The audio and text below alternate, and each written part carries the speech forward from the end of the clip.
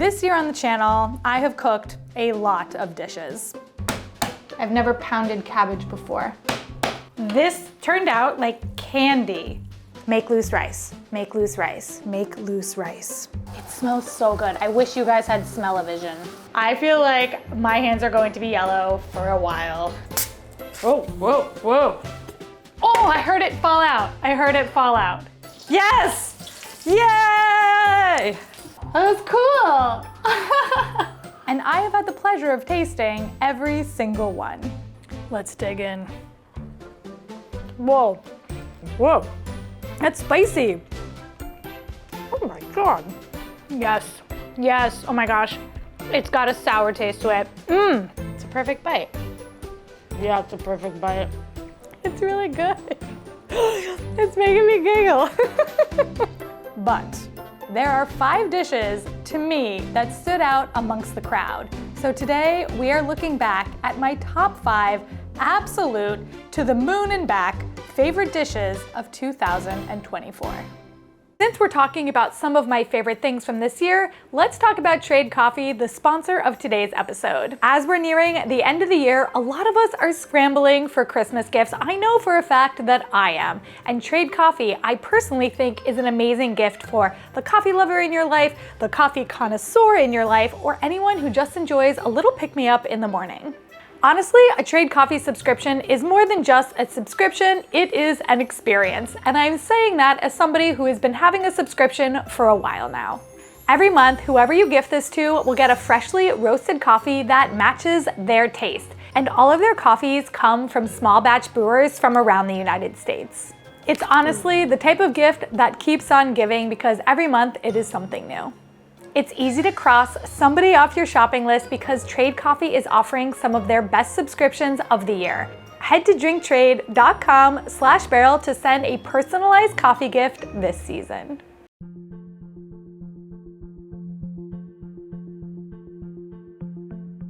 Hi, I'm Pendhay. I'm from Bhutan, and the dish I'm going to be talking about today is Datshi, which translates to literally chili cheese in Zonka. Datshi is so interesting because it's a mixture of chilies, cheese, and a few other vegetables. And it's a little bit brothy, so it's like a soup too. And it's so good poured over rice. I love it so much. If you're thinking, yeah, okay, 5 jalapenos, but I want more chili. Yeah, there's green chilies in this recipe as well. This is gonna be fun. I'm scared. You come back home from a long day of work and you can make it in 20 minutes to half an hour and it's done. It's so simple and so easy to make. The second you know that you can't touch your eyes, all you want to do is touch your eyes. Don't do it. It tastes very warm for me. It's a little bit spicy, also a little bit cheesy. It's very comforting. It makes you feel very warm inside. This dish is very common for Bhutan. Each family would have its own special way of making it. You can make it different ways every time you make it. And because of that, it can be found differently all over Bhutan. And I think it's such a beautiful thing. This recipe is a real who's who and what's what of cooking terminology because we have slit the green chili, slice the onion, chop the garlic, and dice the tomatoes. So you kind of need to know the difference between all of those, and I do. Everyone eats this. It's a national dish of Bhutan. You can make it anytime, and that's why I think it's so beautiful. And that has so many good memories for me because as someone who's living away from home right now, I can make it anytime I feel homesick. And then you can use any type of chili in this dish. You can use dried red chilies, whole green chilies. I don't know, I probably shouldn't use my hands for this, but too late. Or you can even use small red chilies that I know can be a little bit spicier. And depending on the type of chilies you use, it can be from not very spicy to really spicy.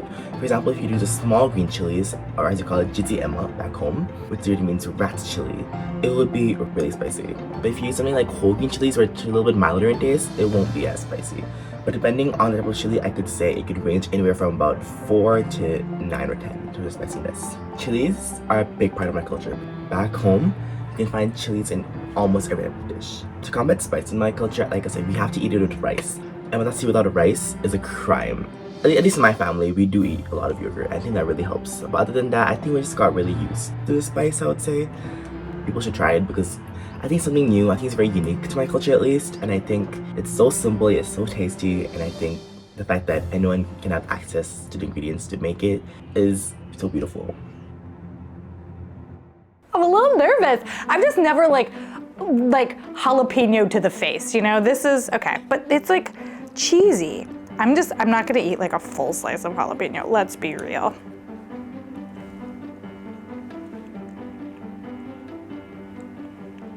That's so good.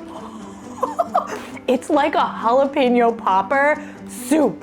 It's spicy, like there's definitely heat in this, but the amul cheese with the spicy jalapeno, bro, I'm loving this. I'm absolutely loving this. And to think like 5 seconds ago, I was so scared to eat this, which honestly might be one of my new favorite foods. This is so good. That green chili that I split up completely disintegrated into this. Like, I was like, oh, it's just there for flavor and you pull it out, but no, it's gone. 10 out of 10. Bhutan. Like, this whole jalapeno going in. That's great. Will you taste it and see if you think it's really spicy? Yeah. I'm curious. I mean, it's spicy. Do you want some yogurt? No, I'm actually fine. I think. I guess this is spicy, but honestly, if you're somebody who likes spice, I think like this is a treat. Pendhay was not lying. This was so quick to make. As long as you can find a jalapeno, all you need is like a melty, kind of salty cheese. The amul cheese that I used, I found at the Indian grocery store. You can also find it in a lot of Middle Eastern markets. You could use a Kraft white cheddar cheese. That would be very similar. Oh my God, I love this. I like can't. Am I gonna like feel the ramifications of my actions tomorrow by eating all these?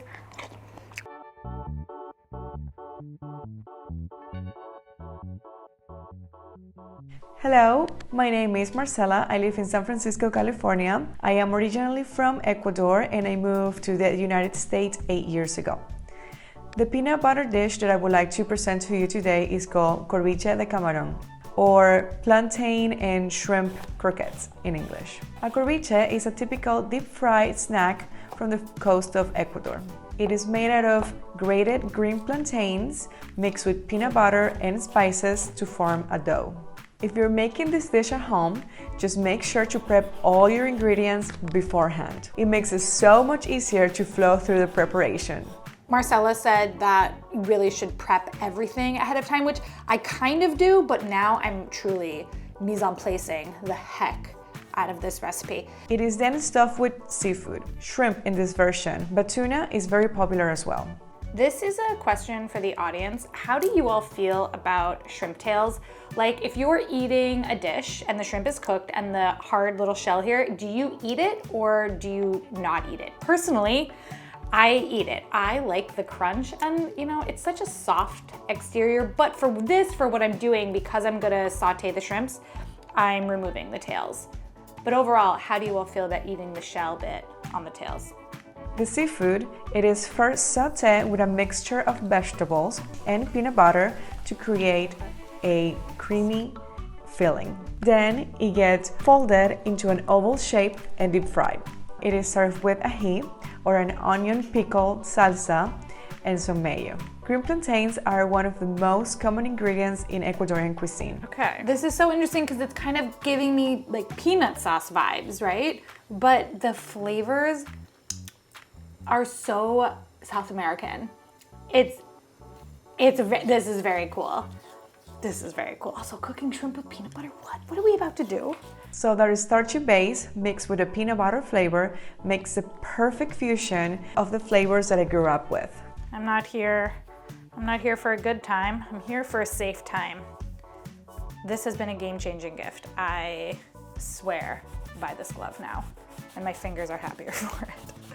Every bite of the dish is full of peanut butter flavor. And with the seafood, the peanut butter flavor really shines. It is not the easiest dish. I will say it's a 4 out of 5 and it takes time. Even in Ecuador, when you order one of them, they make it from scratch and fresh, so it might take a half an hour for it to arrive to your table. And they already know how to make it. Is it done? Are we there? The palm is not your whole hand, like that's my palm. I am an anxious cook. It's not that I'm not having fun, by the way. I'm enjoying this. I like the process. I just really want to do it right. Just want to do everybody proud. Okay, here we go. 4, wrapping in. God, come on, baby. Just do it. So it is okay if it takes a while the first time that you make it. This is a dish that anybody with a little bit of patience can make. I guarantee you have never had this combination of unique flavors and textures. It is fun and different. I think you will like it. Give it a try. I think that these look so pretty. It has been the most surprising recipe to make. I am very excited. I think, as much as I want to eat this with my hands, I do think it's a fork and knife thing. Can I? I could do it with my hands.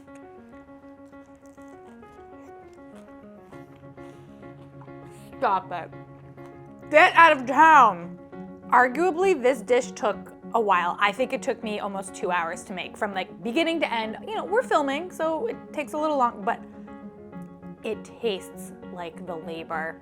You can taste, I mean that in a positive way.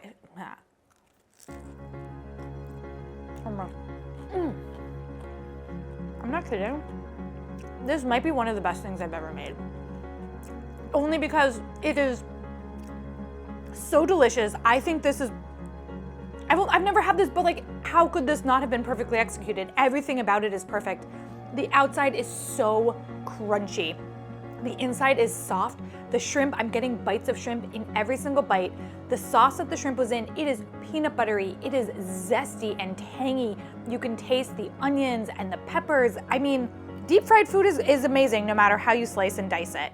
By adding the peanut butter and the pickled onions to this, it just like elevates it to a level that is unheard of to me. This dish alone is reason enough that I think all of you should try to find an Ecuadorian restaurant to go and have it at if you're not willing to do the cooking. If you are, get in the kitchen now. Just get in there and start making this. If you do, you will get something that is truly remarkable, will make you curious about Ecuadorian cuisine, because I sure as heck am now. And just like, you work in the kitchen, you should enjoy where you're eating, and this is a party.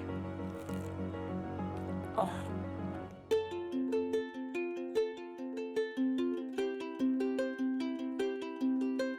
Hi Beryl, my name is Zofia and I live in a small town near to Warsaw, Poland. The dish I want to talk about is dill soup, Zupa Koperkowa in Polish. This is a very humble vegetable soup with a special something from the dill. This is not a dish you can order in a restaurant, it is more like a homemade soup. I, just like you, love dill for its freshness. It is very commonly used in Polish cuisine, especially in spring. It feels like a typical dish you remember eating as a child. We're starting with dill because dill is my favorite herb. You can say that it's a pretty big dill in my life. I have said in the past that dill is the glitter of all the herbs and it gets everywhere. So if you see dill in the next recipes, it's because I just, for the life of me, cannot get it off of my counter. In my family home, we had a soup every single day. My mom is a soup master. She can make soup out of absolutely anything, and she can make a plain dish so delicious you can hear fireworks in your head while eating. Adding dill to vegetable soup is a way to elevate plain dish into something special. I feel like you can try this with any other ingredient too. Okay, putting the dill in. This is going to be delicious. Make a simple vegetable soup and add something extra. This is how you make dill soup, cauliflower soup, sour pickle soup, and many others.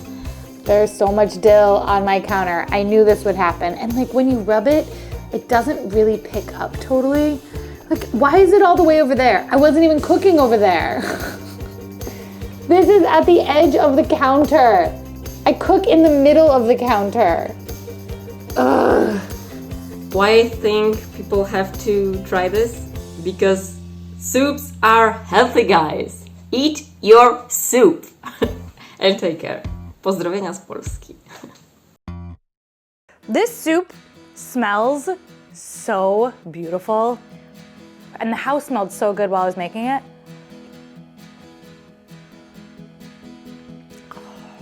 That's so good. Oh my gosh, I can't talk. Must eat dill soup. It's interesting because I think that there are definitely certain foods where when you taste them, you can really get a sense of where they are from. This soup is definitely a part of that genre. There is no mistaking this dish for a South American dish or an Eastern Asian dish, like absolutely not. This is definitely a product of Eastern Europe and you can taste that. It makes sense though because the winters there are really cold and long, so potatoes and carrots are definitely a staple in it. When I lived in Russia, we used to stock the freezer with dill so that over the winter you would have lots of it. The nice thing about this soup is how simple it was to make. You can make it totally vegetarian by using vegetable stock. I just used a bouillon cube, but it's quite interchangeable. Gotta take a bite in between each talking point. And on top of that, if you are somebody who likes dill, the flavor of dill is outstanding. Oh my God, that was a lot. That was a lot. Oh, this soup is gonna be great. Wow, look at all that dill, baby.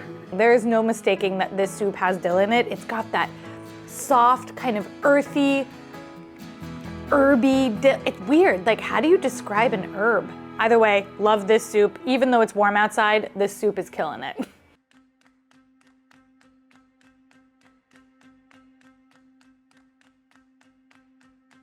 Hi, my name is Jharna and I'm from New Delhi, India. The dish I want to talk about today is Palak Patta Chaat, or spinach leaf fritters chaat in English. Chaat is essentially a sweet and savory street food. It is a riot of colors and flavors.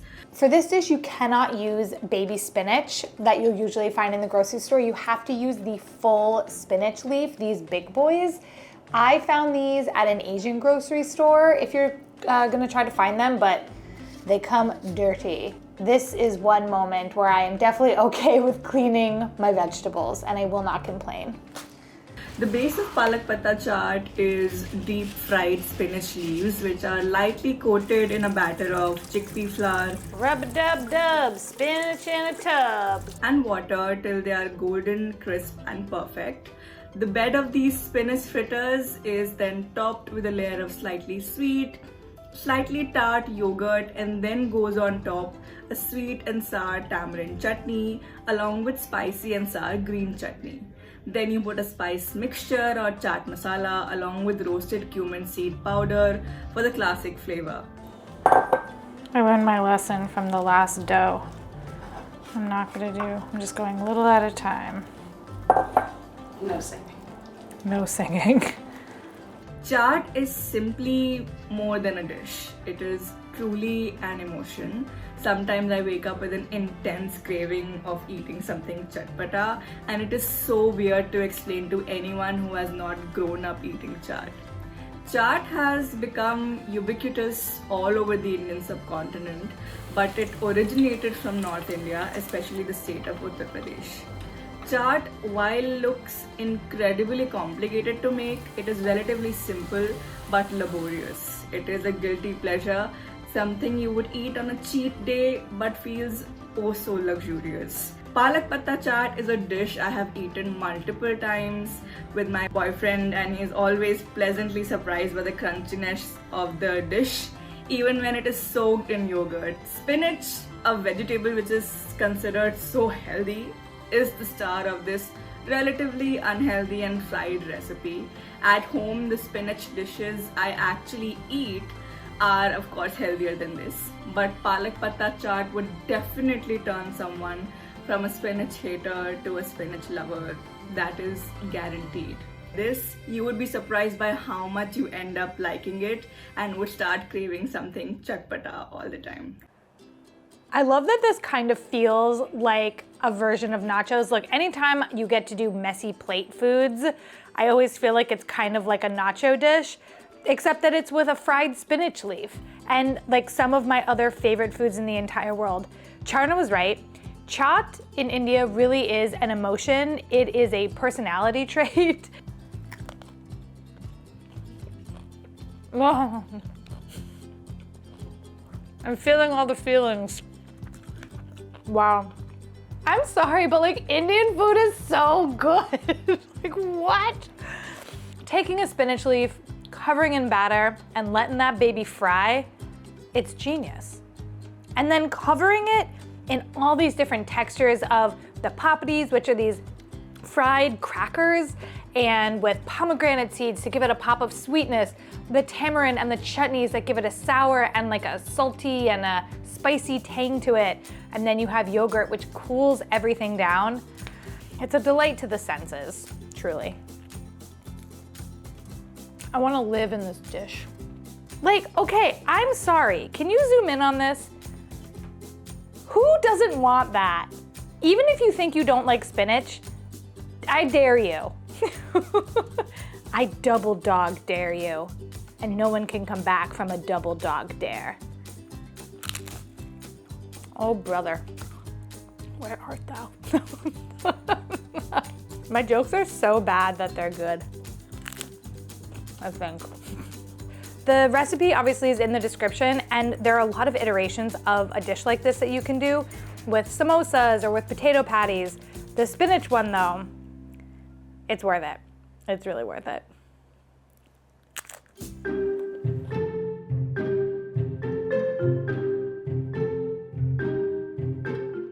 Hi Beryl, my name is Leslie. I currently live in Chicago, Illinois in the United States, but my family is from the country of Laos.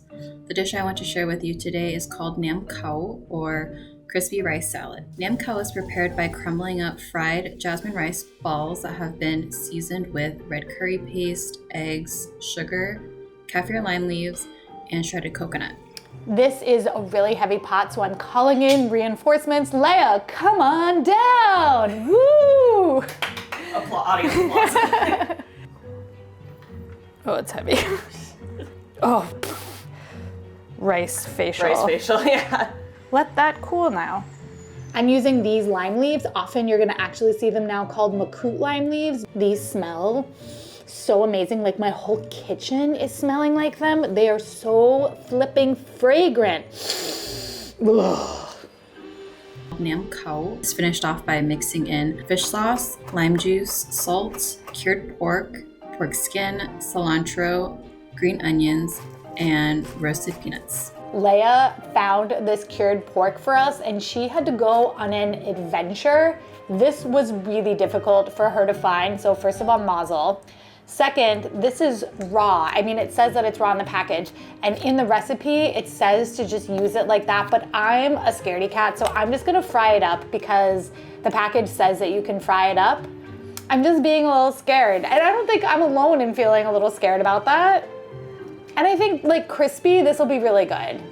And yeah, I'm going a little rogue on the recipe. Oh my God, I am not eating this raw. There's no way. It smells really good, to be honest, but the rawness of it still frightens me. I feel like I should try this raw. Like, I don't want to be that person. I still think I want to cook it, but like, maybe I don't want to cook it and I should try this raw. I'm gonna try it raw.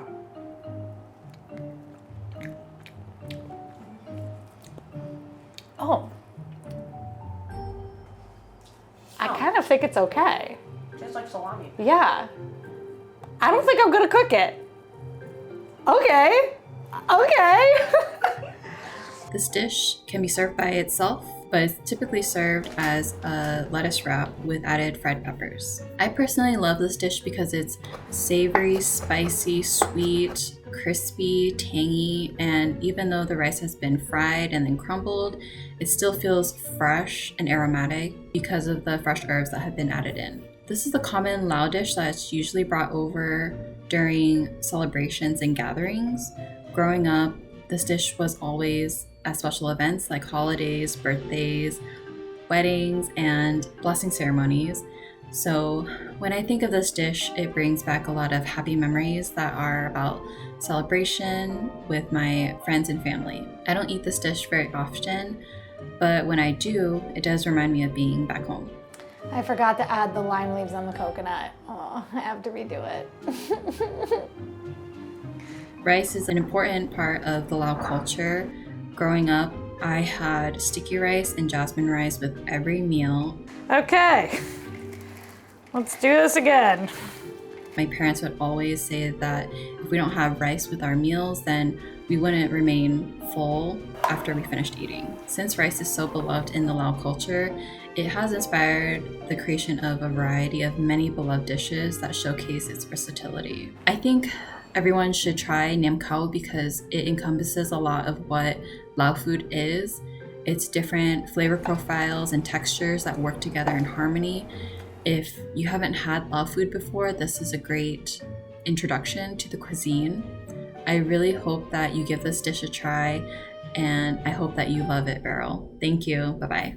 Hello, a 1 million step rice salad. This was a labor of love, but it is so beautiful looking, and my house just smelled so good the whole time. There are so many things in here that I have never tried, and I'm excited to give this a go. Are you freaking kidding? I don't say this lightly, but I think this might be one of the best dishes I have ever made on this channel.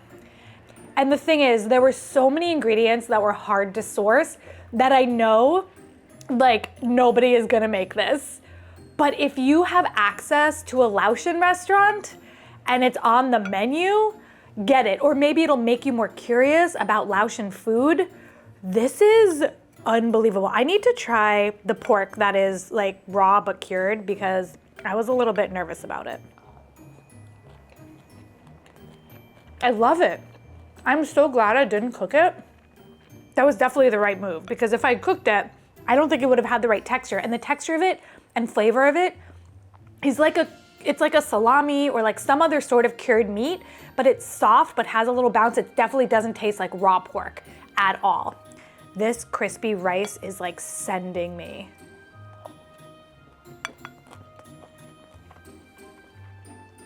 And the chewiness of the pork skin is so good. It's something I've never had before either. I've never had this before. I feel like I'm trying so many new things with this dish. Cured pork skin, sliced, first time. And the first time with the cured pork. Everything is just coming together to make like something where my taste buds are dancing. I'm gonna make it as a lettuce wrap.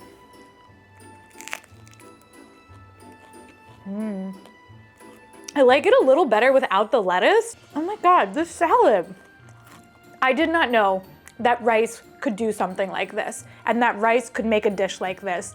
This has opened my eyes to how amazing and versatile rice can be and how different it can be country to country.